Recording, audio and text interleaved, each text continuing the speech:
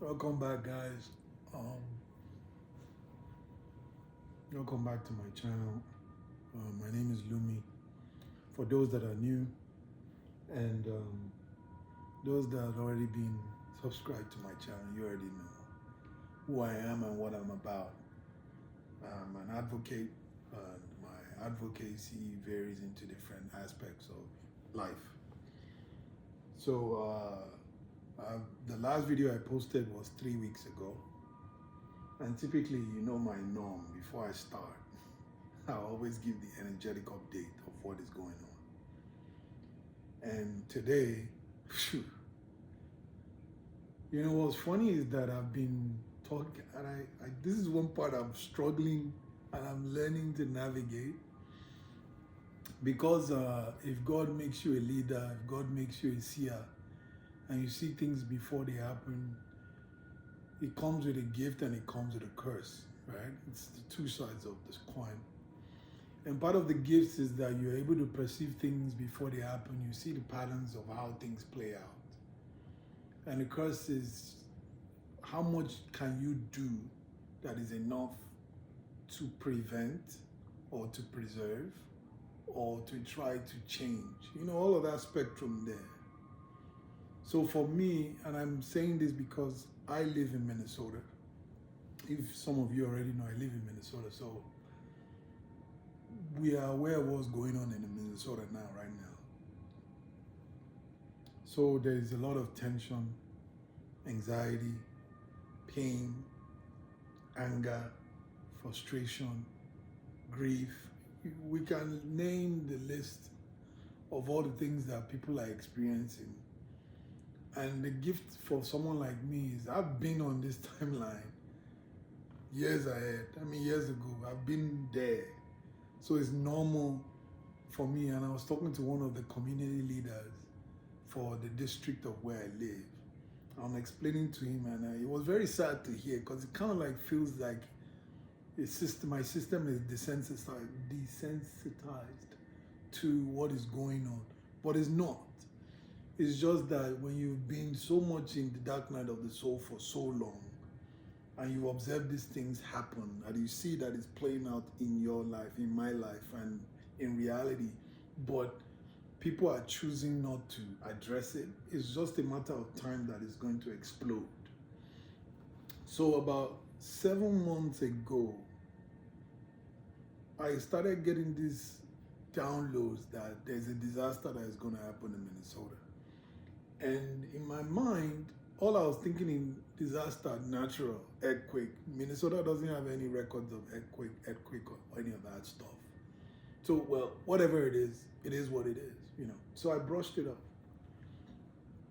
And there was a video I shot. I think it was a 2 minutes 30 something, 2 minutes something second video that I shot about what to do when you have any confrontation with any military person. And so it was later on when the incident that occurred in Minnesota when the ICE guy shot the lady, Renee, it was when my soul was pointing me back to that's what we were trying to let you get out, that you couldn't perceive it because I still have a lot of noise going on in my system. And so it was frustrating that, oh, what could I have done? Obviously, I can't do more than I could. I did the best that I could, but it's just frustrating to see again that maybe I could have done something that could have, you know, whatever it could have, only God knows. And that's what's that word? The guilt of the, whatever, survivor's guilt, whatever. But my point there is the heightened experiences of the things that we're perceiving now there are two sides. There's the negative side of it, and there's the positive side of it. So the negative side is this is hard to live in. This is hard to occur. This is hard to strive through. This is hard to process. And then the positive side is what can we do with this to get us where we would love to be, you know?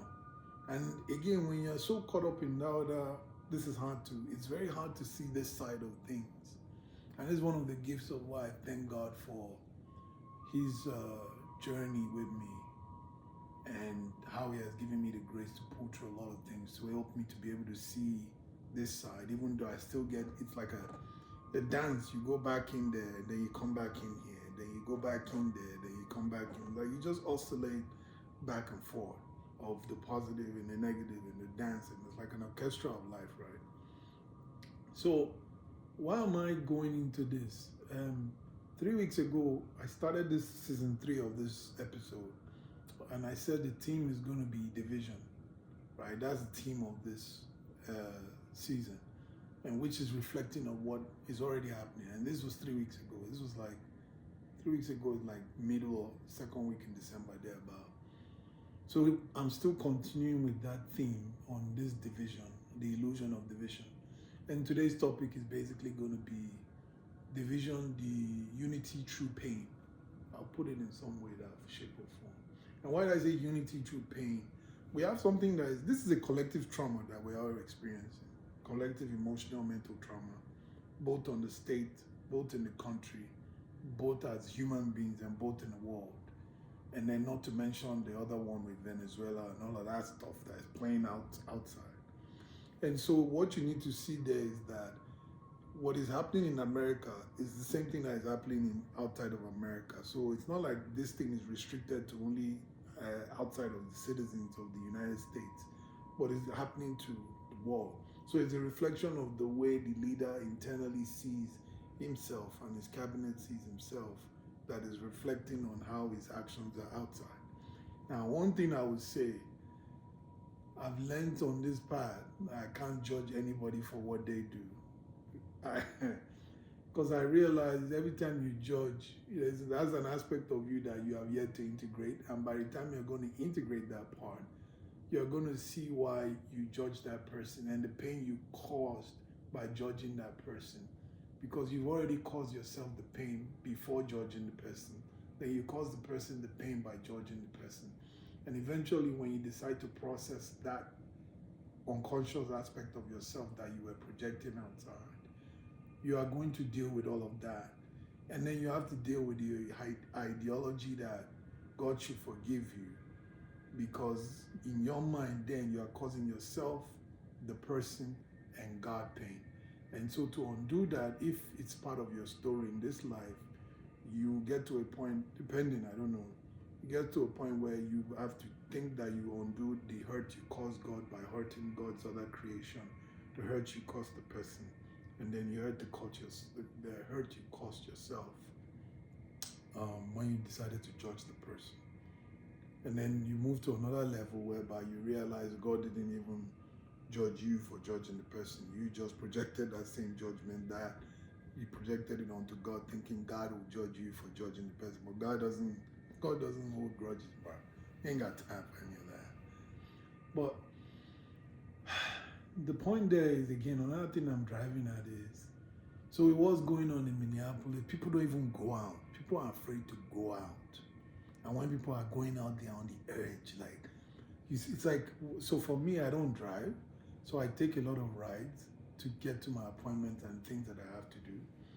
And so one of the rides that I had that stood out to me was one African guy, he's Liberian. He said he has some Nigerian connection.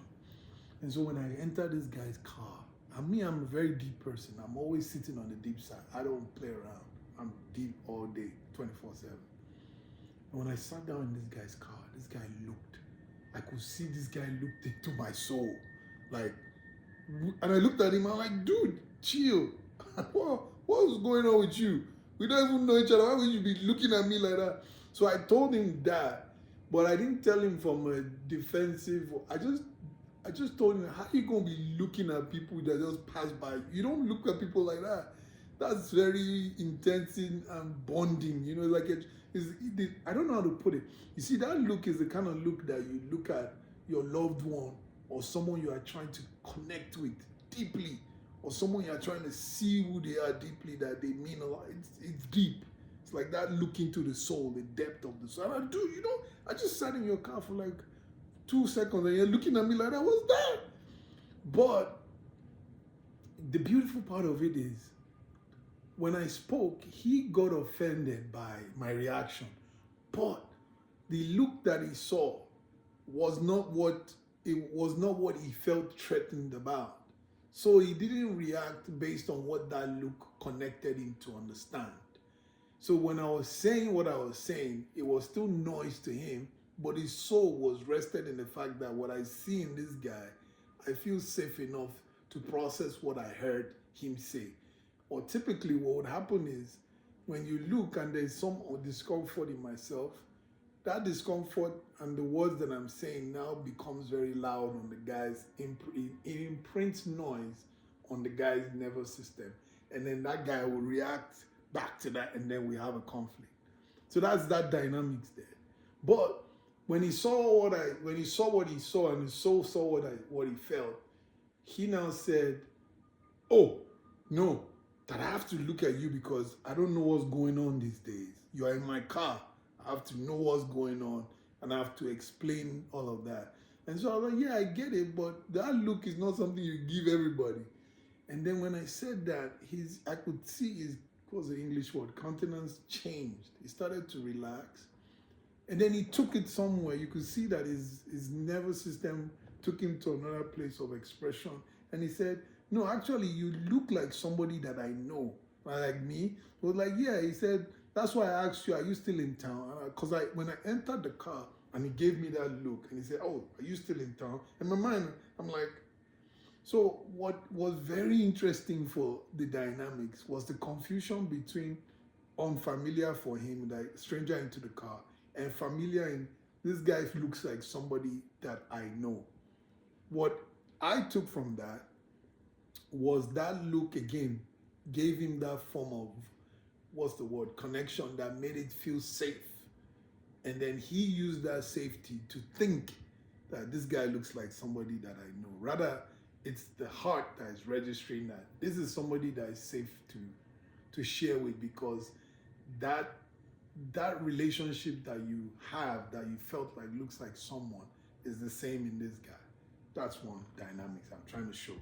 Now, when we started that conversation, we now moved past that, and then he opened up. He just started, "Oh my guy, I'm a military guy, served in 3 this," and I'm not putting the guy on the spot. I'm just showing the dynamics of what we're dealing with.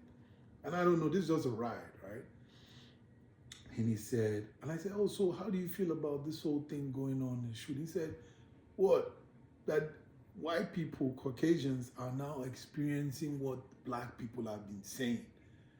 And that hit me differently when I heard that. He said, "This is our norm. They shoot us, they kill us, they attack us, they come for us just because of who we are. And we've been telling them, but they haven't been seeing that.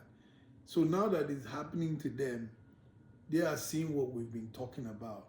So to me, when he said that, that was another opportunity that I see, okay, there is a possibility for people to unite in pain under the circumstances of the experience of the trauma caused by enforcement, right? But the sad part of it is that even that direction, there's still also the negative part there. And what was the negative part that he said?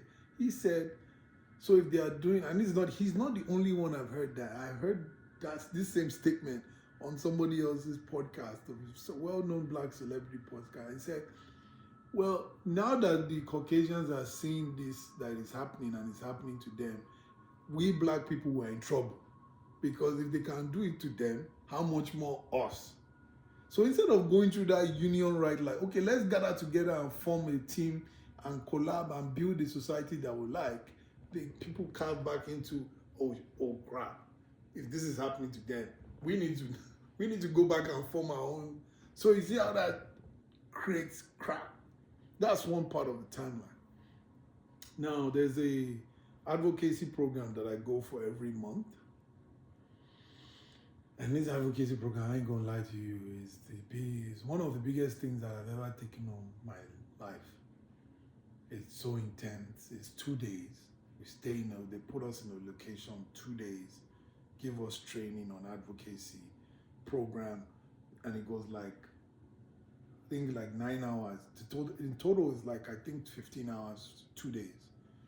And for someone like me, that I'm very energetically sensitive, I'm in the hotel absorbing everything, whatever it is, different stuff going on at the same time.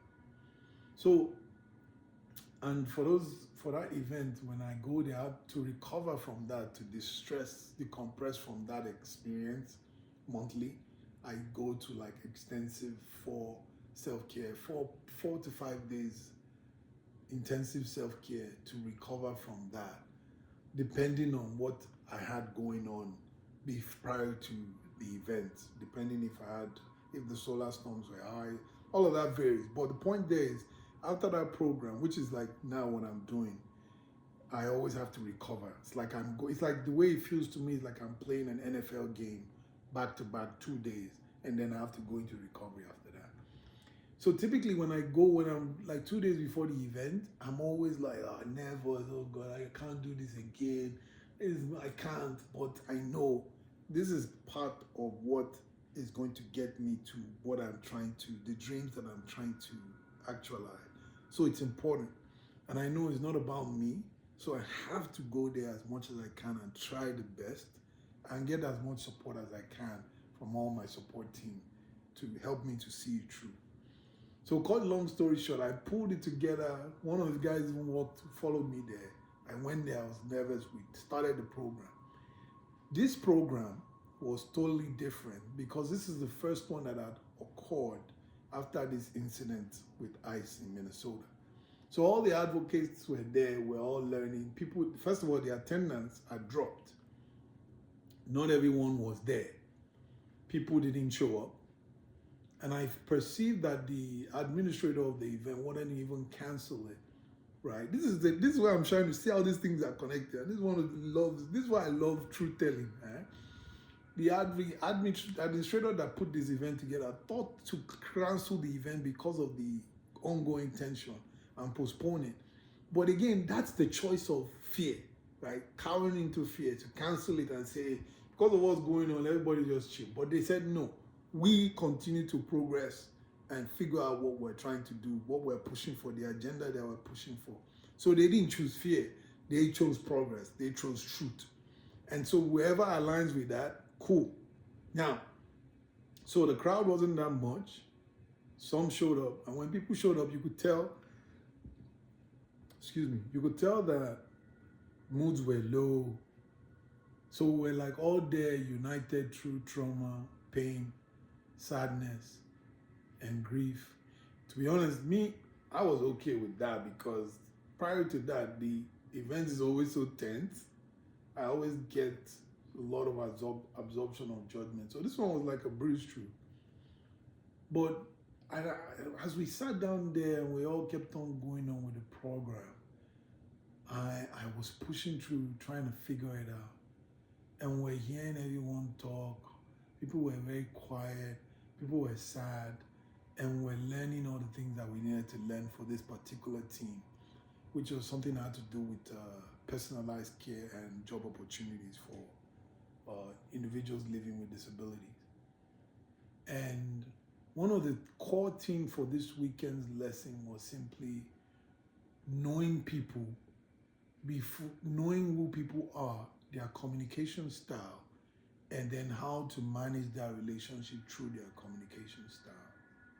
And it was very important for me to see because as on this part of this self-discovery that I've been doing, being forefront frontline of this ascension of the planet, it's challenging to wanting to let people see what you see and what you're trying to push for, the agenda, the narrative, because others will put their own perceptions of where they are on their journey and say, this one has eaten, or this one doesn't know what is going on. This one doesn't. Everybody just cooks up all of that. But the goal there is that let's try and fight for this peace and unity and empowerment, and so that every individual can fulfill their purpose. But perceptions just distort the reality. Now, one of the things again that I wanted to touch on was this current leadership theme. And so I realized the people that are trying to make a change, right? The people that are really trying to make a difference, that are very kind, compassionate, open-hearted, they don't like to be in all these difficult spots. They want to avoid confrontation. They don't want to face confrontation. They want to just do things that are elevating, and difficult things are something that they don't want to get involved with. So I catch myself too often when I'm trying to blame political leaders that we've appointed. But now that I'm seeing my own ascension leadership role, I'm seeing how difficult it is that when you are in there, there's so much noise that you can barely even remember who you used to speak to yourself about. Catch that. So for example, as I am now, let's say I'm preaching all these things that I'm sharing about myself on YouTube, right? Saying I want to be this compassionate leader, advocate for this peace, unity, equal rights, blah, blah, blah, domestic abuse, violence, human rights, animal rights. I'm doing all this stuff this is here.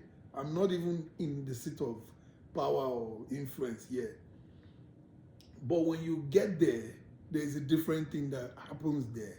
If you carry this 90% of the value of who you are there, and you get there and you're surrounded by people that have other interests, that 90% begins to chip away from trying to conform to the ideologies of the cabinets that you have around yourself that you don't have any power most of the time to select. And so that 90% of your value begins to chip away 80 by the time you're in the 6 months, 70. And this is just hypothetical. So by the time you complete your term as a mayor, governor, councillor, legislator, most times those people are tapped out. So everything that you came thinking that you want to try and change, by the time you get there, because of the level of depth of darkness and what's the right word I'm looking for? I'm looking for one word. Very low, stagnant energy, very unconscious patterns and behaviors of way of leading the society. You get so drained that you're going to lose yourself most times. And this is why that system has been left there for certain type of people to keep going there, because that's the only way for those type of people to get there and survive, because you need that type of skin. So for me, I now started to understand, so this is why these people behave this way. Interesting. Because I myself, as I'm in the Ascension first time line, I'm seeing how challenging all of this stuff is. When you are trying to upgrade the core center of the planet and within yourself, and people reject what you're doing or treat you in some sort of manner that it's against what you're doing, right? You can see that. I see that in the reflection of my own journey, and I see how I can react to darkness and be like, you know what, F this, I'm going to be a tyrant, F this. And so every day is a battle to continue to choose to keep the heart open every day. Because you are going to get those people that are not willing to make a change. And it's not like they are not willing, it's just too challenging for some people to make that. And I can relate to that, because even me, this is why some of the things are still so difficult for me to process, because of some old timelines that I have in my system that I'm still hanging on to. So this point is, I'm trying to let us see things differently for us to understand why people behave certain ways that they behave. Even though we may never fully, truly understand in details, but just get the understanding that it is hard down there to be in darkness. It is challenging because you can't see anything. It's like you are blind, bro. So, where am I even going next? So when I started to pray and ask God, when I was waking up, I was living outside of the whole system. I was living on the mountains, chilling on the farm, chilling, meditating, writing my books, my journals, progressing in my journey. I didn't want to be a part of all of this stuff, because I was like, I'm not doing this thing. This is chaos. I'm not going back here. And my soul was like, you have to. This is what we're meant to do. You can't go and be doing peace hullabaloo on anywhere and be saying you're growing. You're not growing. The fastest way that which I've learned to grow is to be in the midst of it. Not go and be sitting on one cave or one mountain, doing your meditations and doing your spiritual blah blah blah. Is to be in the middle of the system itself. And which is what a lot of us avoid. So, but I think with these new souls that are emerging now, they understand this new thing.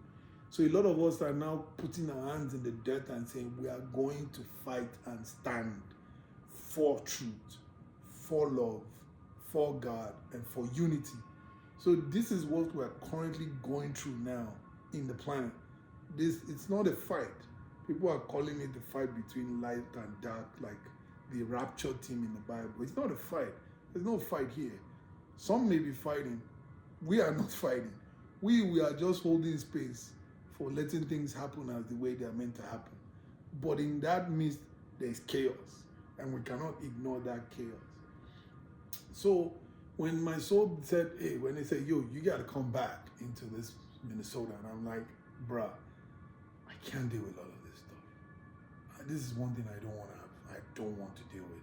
I want to avoid this mess. I am not. But 3 years, couple of months later, I'm here. And all the stuff that I didn't want to deal with, I've dealt with most of them. And still dealing with some of them. But I knew this was what I was running away from. This is what I didn't want to experience. And I'm not going to lie, bruh.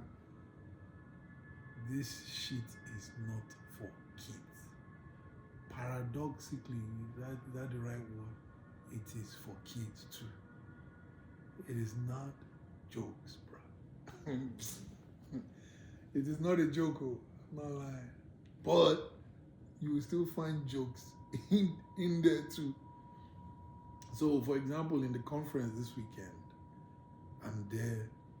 I'm focusing on what the presenters are saying. My body is doing something else. My body is people pleasing. My body is anxious.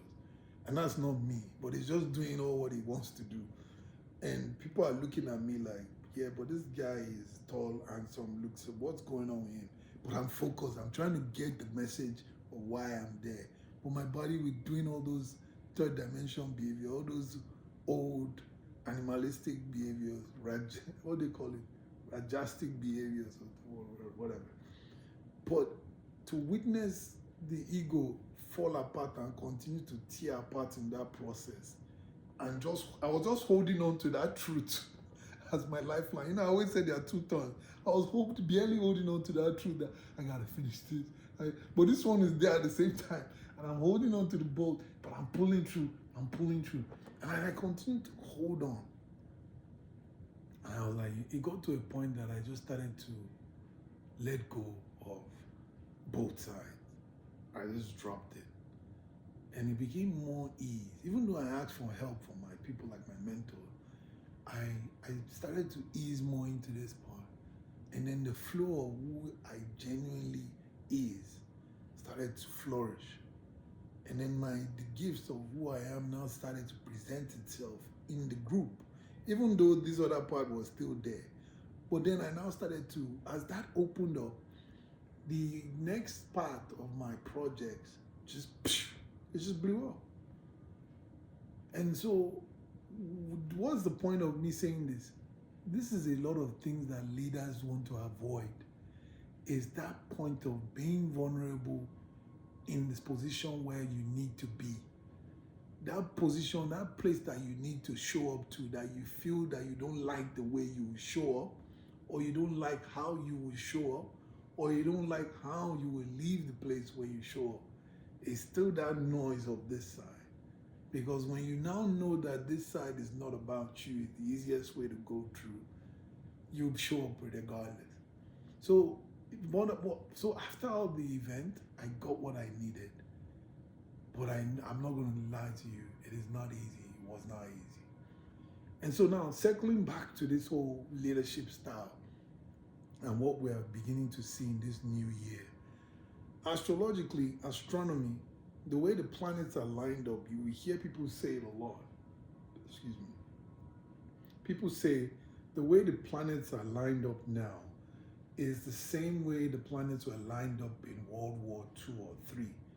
And so history continues to repeat itself until we learn from those choices that we made in the past and then decide to make other options. Again, to that side, make other options to see things differently. So what we're currently seeing in the collective now is that energy of that team, of that conflict, chaos, that when you take it, what are you going to do with it? Are you going to use it to transform into something positive? Or you keep recycling it that I want another World War IV, I want another World War V, I want another World War VI. If you decide to pass your message across through fear, your message is not going to be heard. There's no security that can happen through fear. You're just buying temporary space. Just temporary space.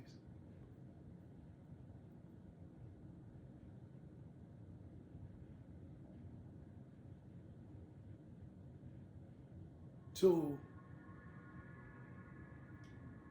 let us try. Let us try. And if you watch my videos, I always say, let us pray for peace. It's very important. The power of your mouth, power of your words. It's very important. Very, very important. We continue to pray for peace. Peace within, peace without. So that this continues to ripple out into who we are, our neighbors, and our community, society, country, nation, and then the planet itself.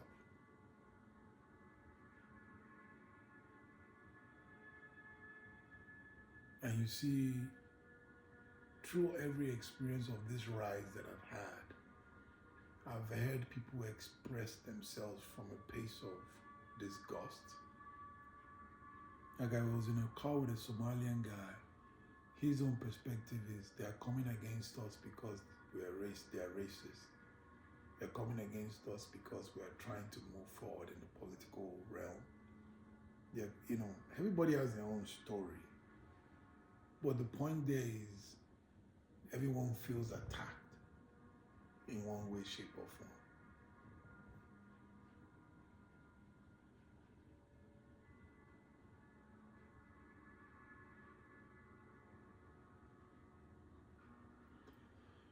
So, sensitive times.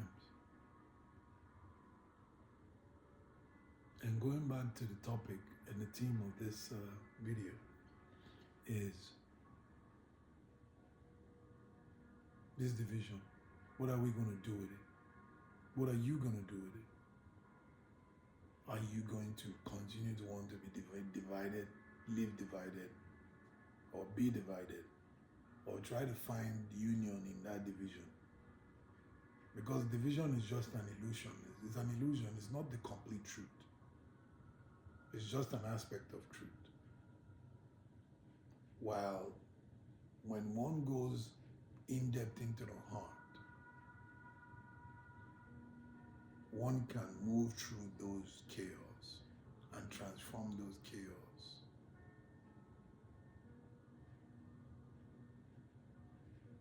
into bliss. And I'm not just preaching something that I read in the book.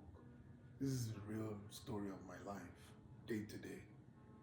Like I said, it's the first time I'm ever saying this because I'm getting more comfortable with stuff because my system is clearing out more too now. So there's less distortion in my process.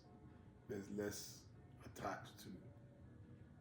So there's clarity of what is perceived and needs to come out. We have to find a way to open our hearts and keep the heart open, regardless of whatever comes at us. Because whatever that comes at us is coming from a place of evolution.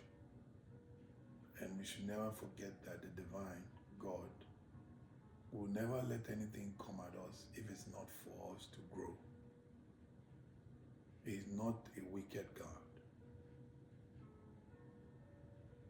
So, I hope that this message finds you in peace. I hope that you'll be able to absorb something positive out of it. Don't go this way. Go this way. Not telling you what to do. Just saying it. So yeah.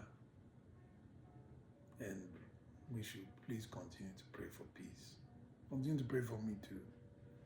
And some of the projects that I've been yelling, making so much noise about for the past 6-7 months are starting to kind of like blossom. Not the way that I want it to, but it's getting there. And I'm happy about that. Because that's one battle that I choose to pick and choose to fight every day to show up for it. So I'll cut it off there. It's gone like 35 minutes. And this is my me time. But I haven't done any video. I said I have to do one. But there's so much going on. But at the same time, I believe in the next couple of weeks, due to the way the planets are aligned, things are going to calm down a bit if you do not go this route. So, thank you for watching. Thank you for trusting me to hear me out. It means that you find me worthy of some sort. I appreciate that. And I hope that the way that you devoted your time to listen, I pray that God will reward you with what you're looking for, if you're looking for anything in life. So thank you for watching. Like and share, subscribe if you haven't. And hopefully you see me here next week